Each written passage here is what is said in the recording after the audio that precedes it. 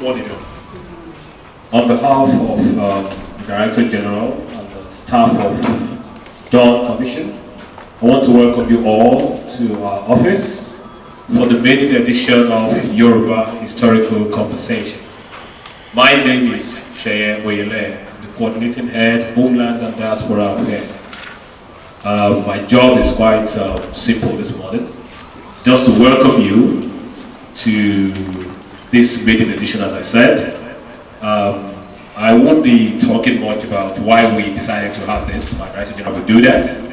But we do have quite a few guests amongst ourselves.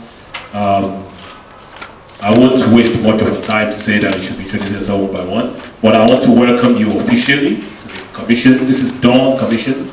Dawn stands for Development Agenda for Western Nigeria Commission, which we started live 3 years ago in July. As I said, we've been here for 3 years. And we thank God that such a program is holding today. As I said, my Director General will shed more light on why we are doing this. But once again, I want to thank you for honoring the invitation. And I know that the next 1.5 to 2 hours, you will have a very fruitful and refreshing time. Thank you once again for coming, and I will now hand over to my Director General for the opening speech. Thank you.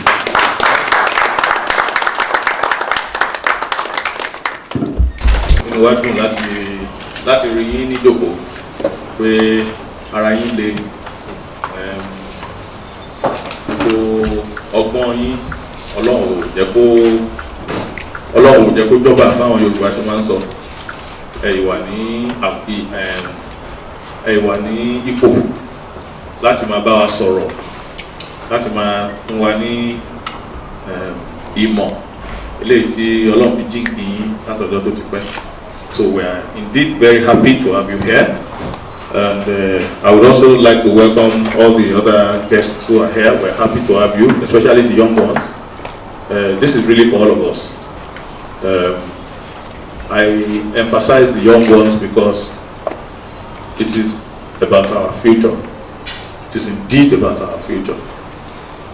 And like people say, if you don't know where you're coming from, you are not likely to get to where you're going. Over the years, we seem to have neglected our history. We seem to just treat it as if it doesn't matter.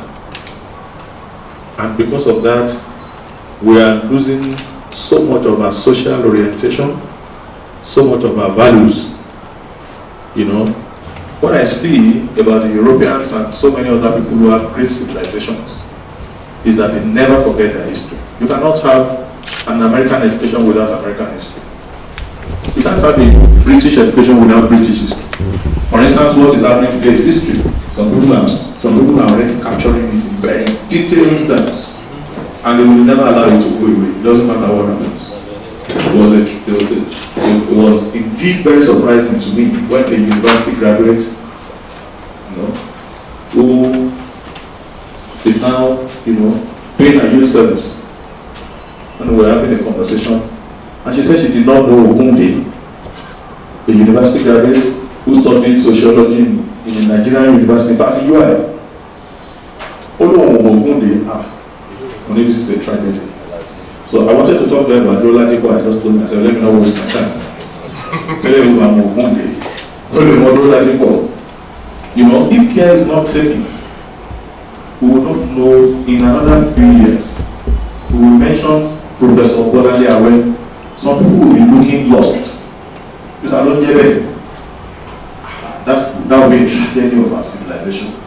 If in the next couple of years we don't know, we cannot remember Professor Bolanle. Those are these kinds of things that are besetting us and that we must arrest. Like I said, we must arrest that abridgment of self and put our history on the front burner. And this is one of the reasons why we are doing this. We call it our past, our future. And we're going to be doing this every month. We'll bring eminent historians who can capture details about us and share some of those details with us. And we can ask questions also, and we leave this place understanding who we are, understanding where we are, understanding where we're going. It is my pleasure to have Mama, Professor Bolanle, as our first discussant here today. I'm sure she will make it as interesting as possible, and I'm sure she will also want our participation, especially when it comes to the question and answer sessions. I welcome you and thank you for coming.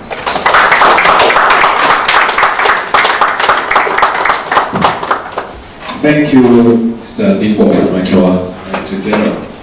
Just before we bring Mama to talk to us, I'll call on Tayo Adeleke Adedoyi to come and say something briefly about today's speaker. Tayo.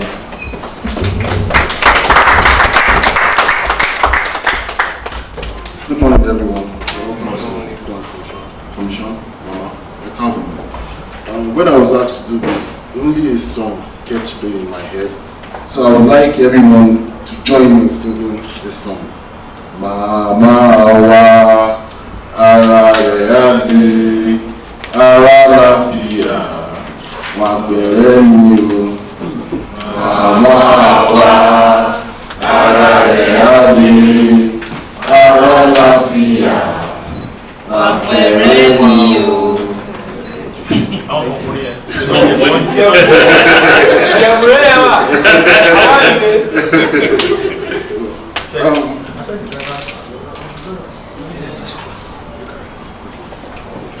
Mama, Professor Bolanle, a retired Pro-Councillor and Chairman of Council, University of Nigeria, Nsukka, also known as UNN, and Professor of History at the University of Ibadan, is one of Africa's leading historians and academics. As the first female professor of history, Mama was born on January 26, 1933 and attended elementary school at Holy Trinity College, and St. James Primary School, Okibola, Ibadan, between 1939 and 1945 respectively. She attended the prestigious St. Hans College, Ibadan, between 1946 and 1951, where she obtained a Cambridge School certificate. She graduated with an MA Honours History from St. Andrews University, Scotland in 1958, and a Doctor of Philosophy in History from University of Oxford, England in 1964. Professor Bolanle became a lecturer in the Department of History, University of Ibadan, between 1967 and 1980. At the time of her appointment as lecturer at Ibadan, she was considered one of the youngest academics on the African continent. She was also a senior lecturer at University of Lagos, School of African and Oriental Studies, where she served as senior research fellow of the Institute of African Studies between 1969 and 1976.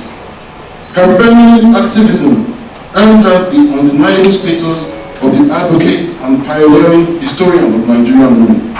Mama is known for her unflinching dedication and thorough exploration of the significance of women in Nigeria and their capacity to participate in the Nigerian national project.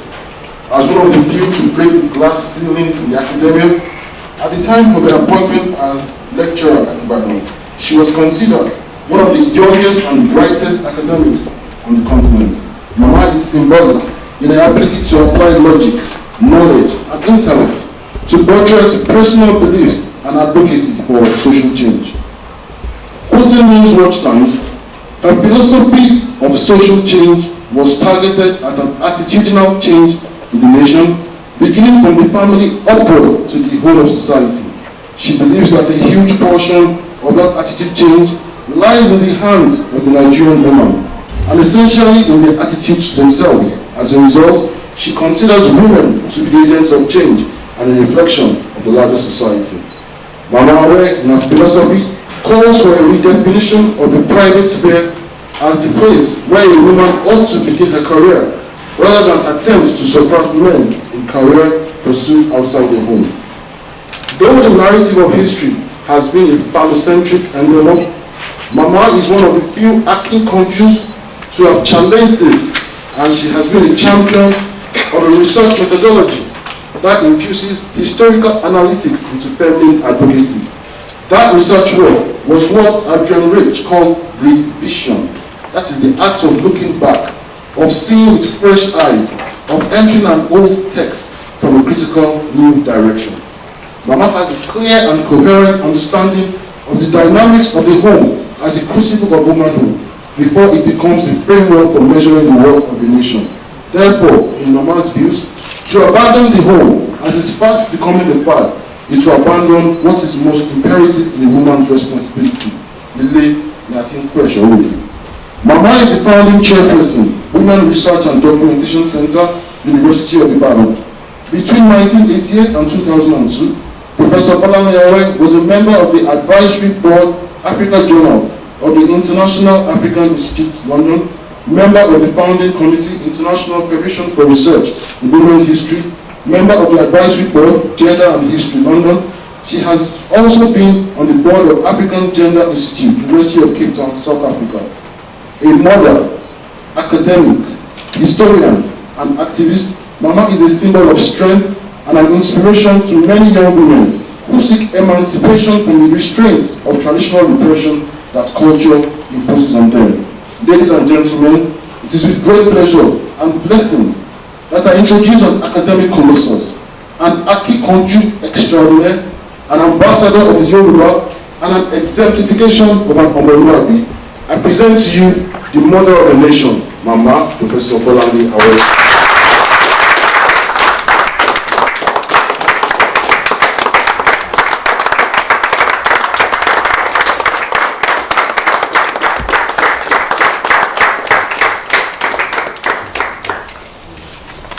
Ladies and gentlemen, say good morning to all of you. I also wish to apologize for not coming promptly at 10 o'clock. I should have been here by 10. But taking me as an open and I still have domestic chores.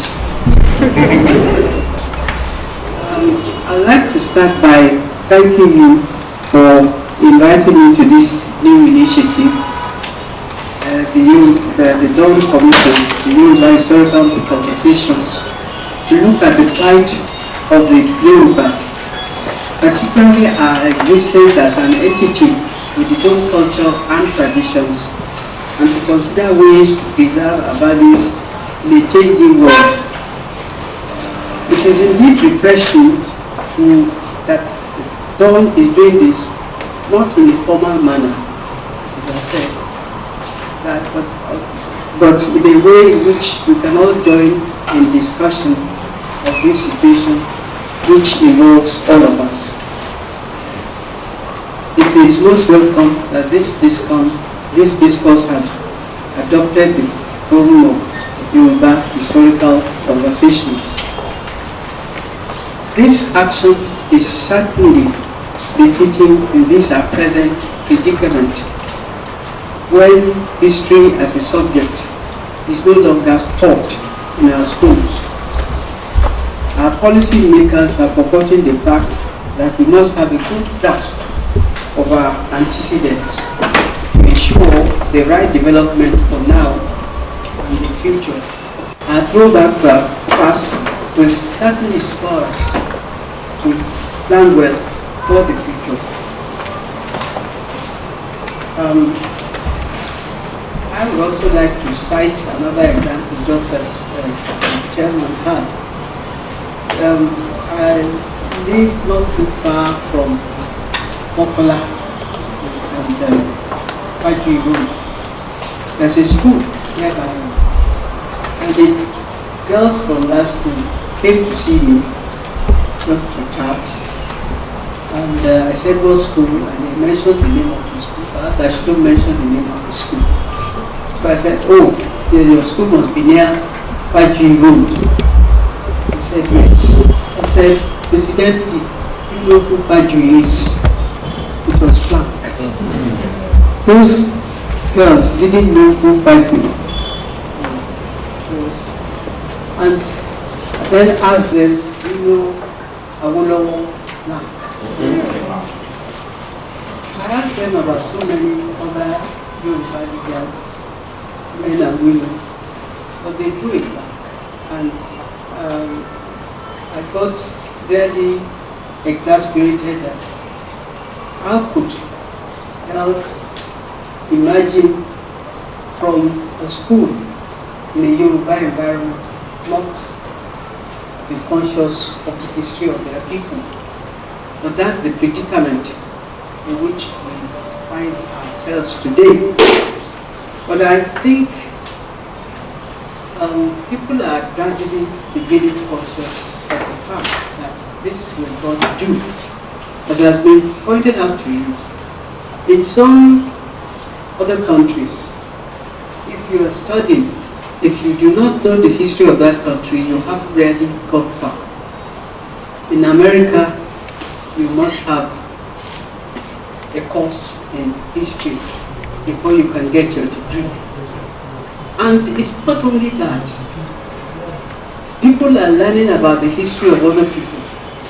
I was in Oxford some time ago, for some sabbaticals, and I was staying in one of the buildings, in Elizabeth House, and they put up a series of lectures on Chinese history. And you wouldn't believe it. The room was always jam-packed. Everybody wanted to know about Chinese history. Not only about their own history, but they also want to know about other people's histories. And you'll be surprised that people probably know more about our history than you young people here. Some of them do. The ones who come here, they want to know the context within which they are operating. And the context is not just this immediate context. It's the context from the past. If you don't know the past, you cannot really understand the present as well as you should. And as it has been said, you have to start from the past before you can plan what you are going to do in the future. And it looks as if we are gradually becoming conscious of the fact, particularly the Yoruba. The point of the 20th June 2016, recently, God started a series on Yoruba professionals. I don't know whether many of you came across it. It claims that the Yoruba nation is the most educated, sophisticated, and civilized among all nations in Nigeria. It set out thereafter the profiles of some distinguished Yoruba professionals to celebrate them and their exploits. Unfortunately, those being celebrated are all men, not a single woman. But as you will see, we do have ladies, we do have women professionals of distinction as well. But that attitude by this group is symptomatic of the plight of our women today. Our women, to a large extent, are sidetracked and neglected even when they achieve. Our historical experience over the years have brought us back, giving us a setback, and that is the historical experience of women. We must together look at it and see how we can put the situation. What was our situation in the past? At a time, incidentally, the topic of my paper which I was giving is Yoruba women, our past, our future.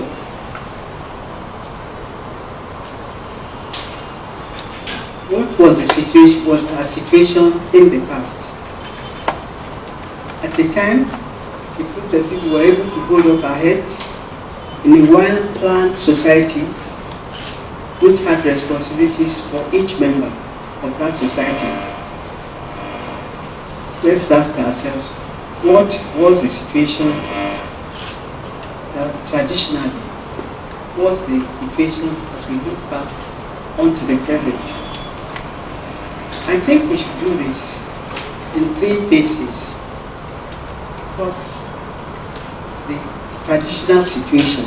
What was our situation traditionally? And the second, because we had a colonial experience, what was our situation during the colonial phase? And what is our situation today at the present? Well, I'll start with the traditional situation, because, and I'm glad that Dawn is starting with women, because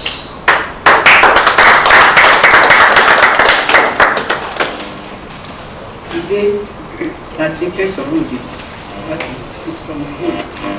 And who presides over the home, in spite of the fact that the man is the boss? Who is in charge? It's the woman. It's the woman who makes sure that you eat.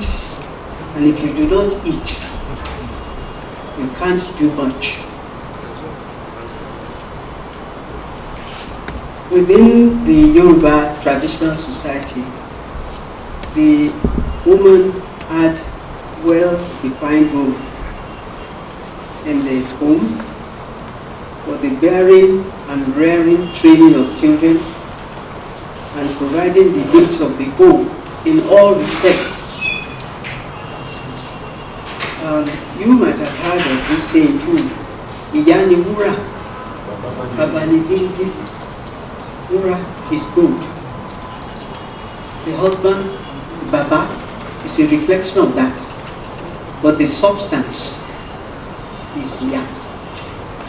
But of course, if you have a mirror and you can see gold as well, but the substance which you can hold is the woman.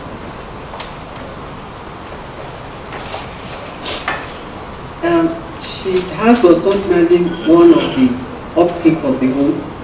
She was also expected to make a contribution in practical terms, particularly in working so as to supplement the resources of the home.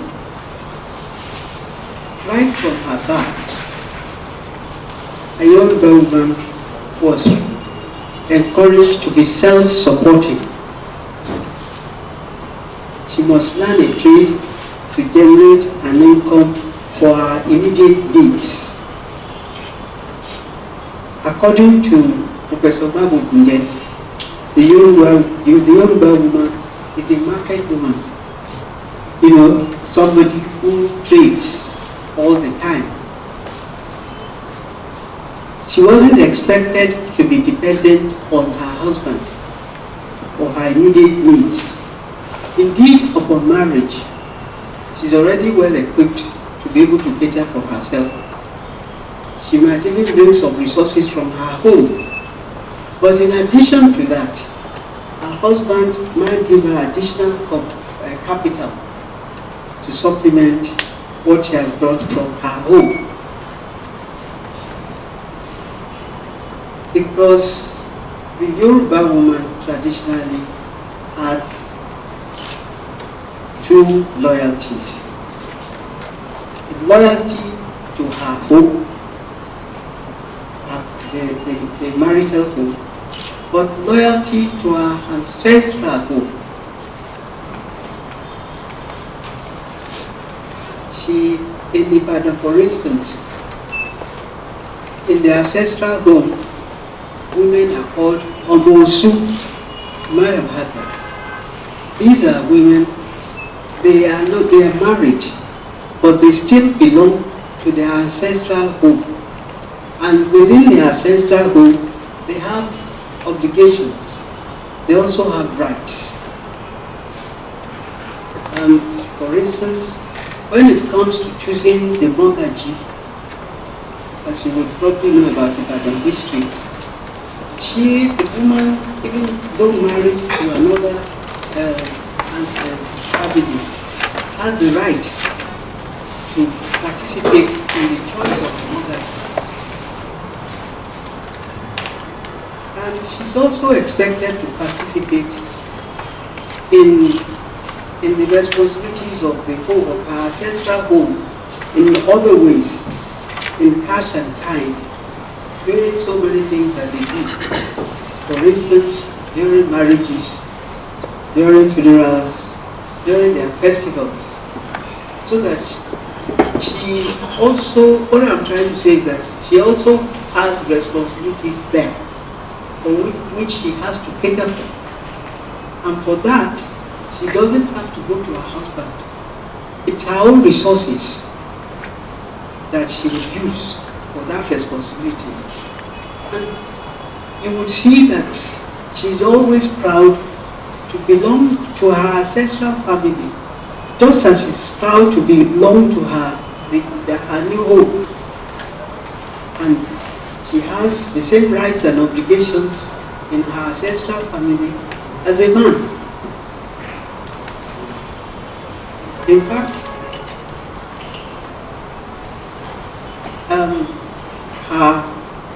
her economic contribution is in two phases.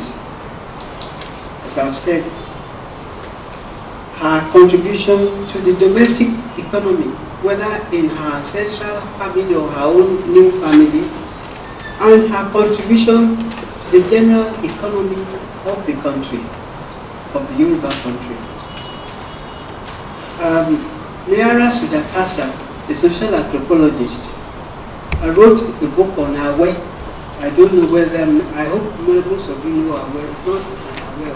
It's Awe near Oyo.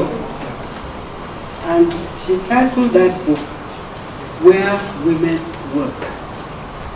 Because she's a black American, but she noticed that in town, women do rarely work, and appropriately she said, away where women work.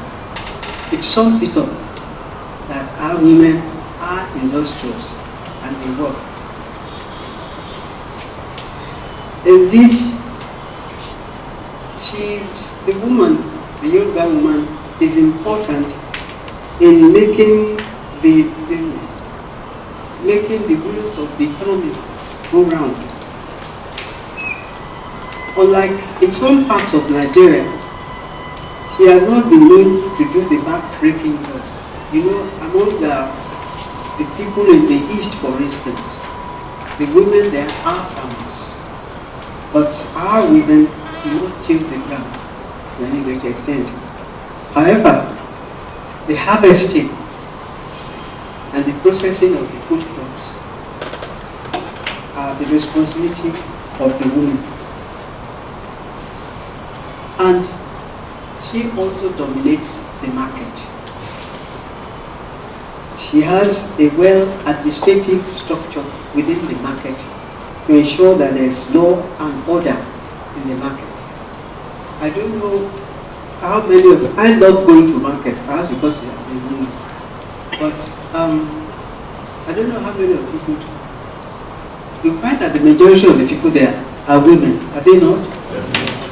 And every morning, as I pass through Bodija Market, I always tell the driver, I said, women work.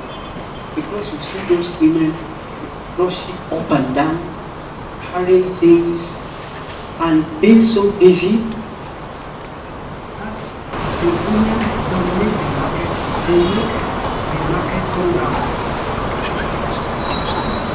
The head of the market, because of is indeed the Yaloja. That is the mother of the market. And the Yaloja is often a well-tried, highly respected, successful trader. She was often supported by assistants who represent different shops and food items that are brought to the market for sale. Indeed, that system of marketing and sale of goods still persists till today. If you go to any market, you should ask and want to know about the organization of the market. You should go to the Yaloja, and she will talk to you about it, and she will introduce her assistants to you. It's a very, very well organized system, and it's a learning experience. I used to go to Mokola market, and I have a friend, you might know her, Professor Olu, the ophthalmologist. Our clinic is not too far from Mokola market. Both of us used to go to Mokola market and just sit and talk with those women. And it's amazing how much they know about market prices, about production of food, and about the way of life. It was always a learning experience just to sit with them. Sit with them, we spend 30 minutes, an hour with them.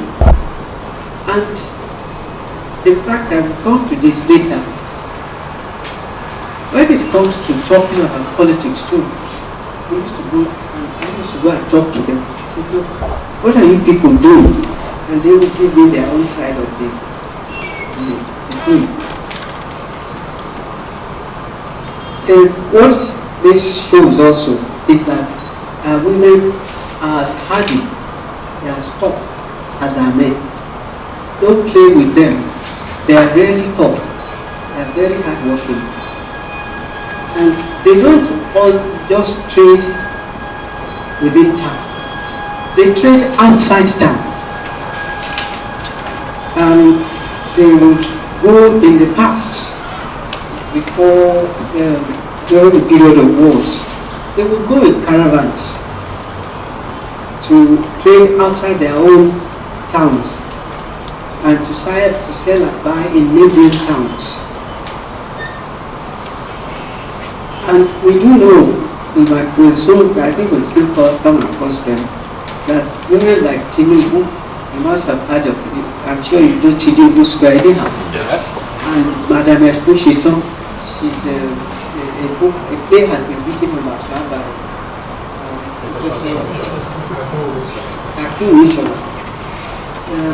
they used to go far afield to buy guns and ammunition, which they sold to the warrior chiefs during the war. They didn't fight, they were not carrying guns, but they knew that the men needed the guns and ammunition, and they would go and collect them, they would not buy. And they had a system whereby they would even ask, they would sell those guns and ammunition to the men on credit and expect that they pay them back when they come back.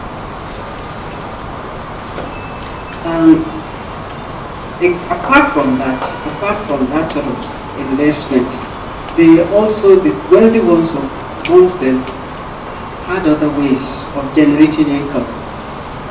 They had their own farms, even though they don't till, but they have their own farms, and they engage men and women who work for them on their farms. So popular and some of them that you will find some in Ibadan here. There's still a village called Ada Yalode. It's a village, it was a place where one of the Yalodes, I think it was Ekushito, actually acquired a lot of land, engaged people to farm for her, and brought the produce for sale. But the role of women in their traditional society was not limited to the economy alone.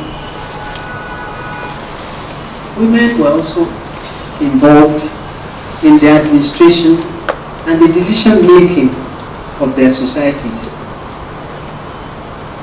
It is true that the men held leadership positions as heads of their societies, as traditional rulers, Oba and chiefs. But women were not ignored in the scheme of things. Indeed, tradition has it that there were female rulers at one point. They didn't last. But in Ife, you had the Oniudu, who was requested insisted that the courtyard pavement that you find in Ife should be made, because she was very conscious and she didn't want to step on soil.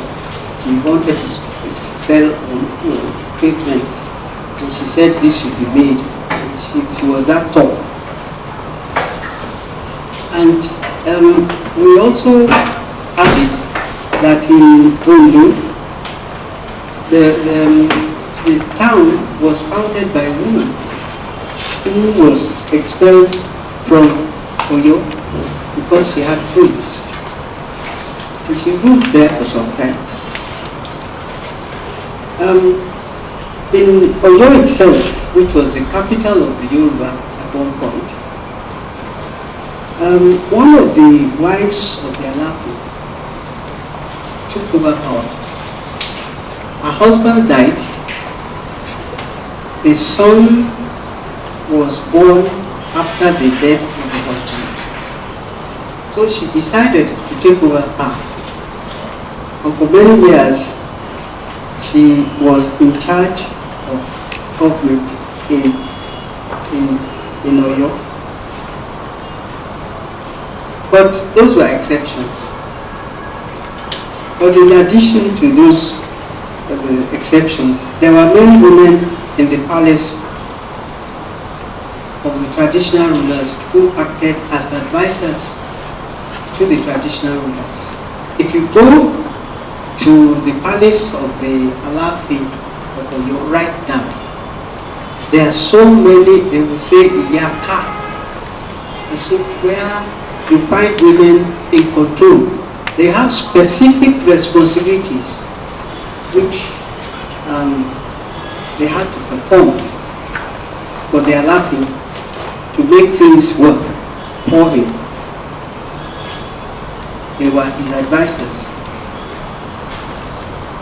Some of them were also involved in the religious aspects of life. They were diviners. Some of them were mothers of Oguni. They were involved in the Oguni cult. They were also involved in the Shabu cult. But it may be interesting also to note that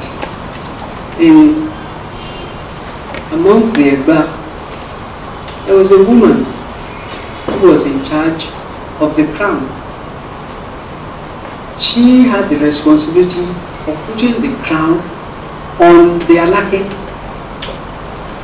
If she refused to put the crown on the Alake's head, he cannot go out. It means that he's not in full control, he's not fully dressed, fully prepared for his role. And that was a way of really keeping a check on him. If he overstepped his bounds, then the woman might just decide, well, you can go ahead, but I'm not going to give you the crown. Now see whether you can go out and perform.